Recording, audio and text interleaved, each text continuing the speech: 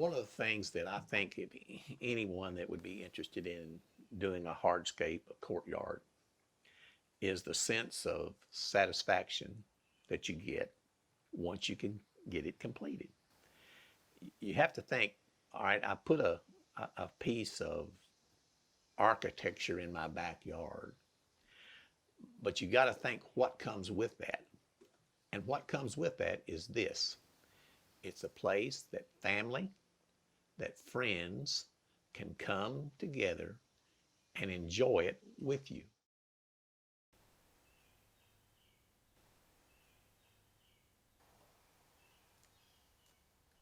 This is Romanstone. I want to introduce you to an intriguing customer of mine. He's a 72-year-old retired salesman with no former hardscape training.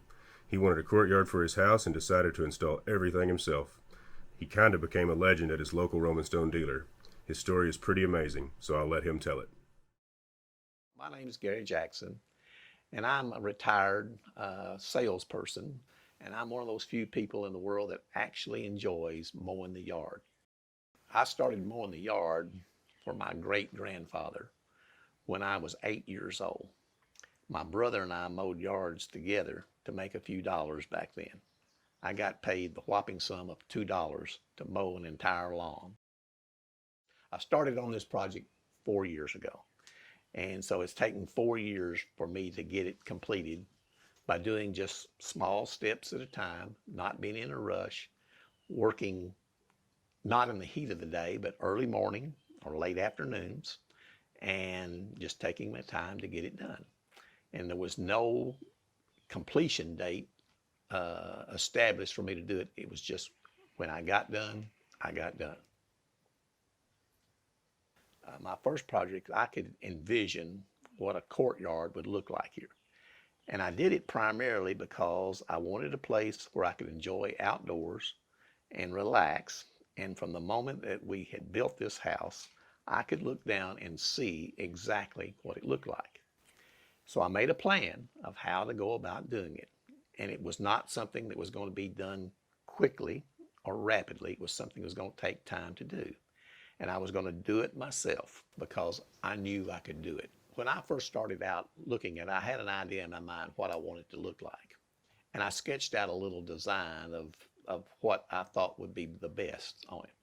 But after looking at Pinterest websites, and I saw this on Pinterest, I need to modify that to put this change into it, because two things when you're putting in hardscape that you have to have an overall vision for it, but it's hardscape and it rains on it. And so you have to be concerned about drainage and the way the water's going to flow. So taking that into account, I adjusted my original ideas to help for water flow and runoff. And that's why I changed things. The vision was there, but it's tweaked. When you come up with one idea, there's always refinements that you can make to it if you don't rush right into it and you think things through. So I started with the circle that I have in the center of the courtyard. Now, when I told some friends what I was going to do, the first thing they said was, "Oh, that's wonderful, because you can put a fountain right in the middle of it." And I thought, no, not me. I'm not going to do it that way, because that's what everybody does. And I'm one of these people that likes to be a little bit different than what the norm is. Put things in a garden that are a little bit quirky, in the sense that I never thought about putting that in there. That really looks good where it's at. And I think that's what adds interest to a garden, in the sense that you see unexpected things in unexpected places. You change out flowers, you change out locations of things, you change out the accessories that you have and adjust it. Even in the winter, it has tremendous interest, because the winter brings on a whole new perspective on what you've done. And it can bring enjoyment to you too, even though it's the dead of winter. When I decided to do the fireplace, a friend of mine had already built one and showed me one almost exactly like the one that I wanted to build. And I'll say, was I apprehensive? A little bit, but the plans Two, the outdoor fireplace were excellent. Every step was well written, well illustrated, easy to understand. And if you got to a point where you got confused, just go back and read the instructions again because it clarified and you were trying to read something into it that wasn't there. So the plans were excellent. It was easy. Now, the only thing, it's a little bit of work to it because some of the parts of the fireplace are heavy, and you need to do a little bit at a time.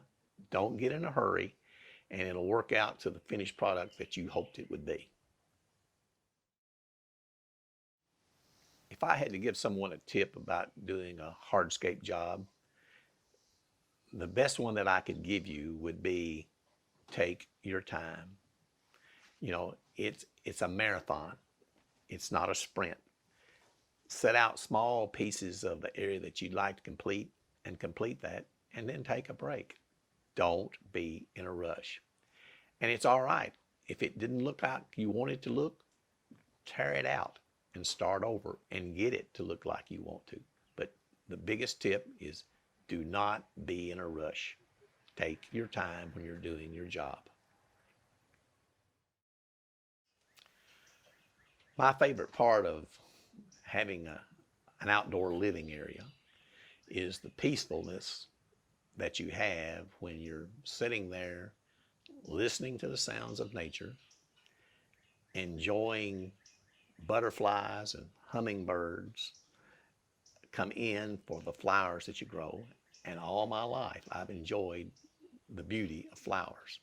And I just like the way it looks, and it's just relaxing and peaceful, and it gives you a sense of a complete fullness of life because that you have enjoyed something that you've constructed and enjoyed nature at the same time.